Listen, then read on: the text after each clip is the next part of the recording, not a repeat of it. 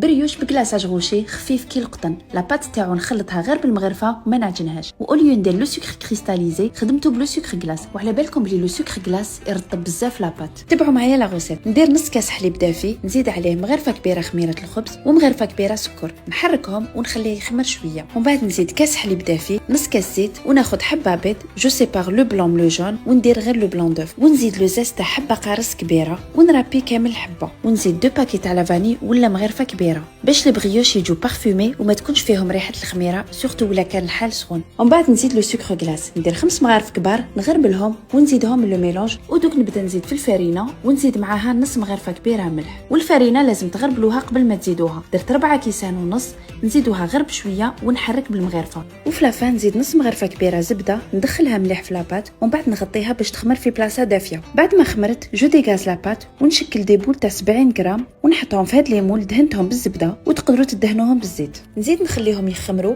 ومن بعد ندهنهم بلو جون دوف مع مغرفه كبيره حليب ماشي معمره، ونحطهم يطيبوا 15 دقيقه على 200 درجه في الفوق وتشعلتهم قبل. بعد ما بردوا نفتحهم شويه بالموس وناخذ لا باتا تارتين المرجان ونحطها في لابوشادو باش نعمرهم. نجوزوا لو كلاصاج، ناخذ لا باتا غلاسي نوا غوشي المرجان بلا نوازات وسون غلوتين وندوبها وبا ماغي. بعد ما دابت نخليها تبرد شويه باش تثقل، باش كي نكلاسي بها ما تسيحش ولا نوازات تشد روحها، ونخليهم يتجمدوا.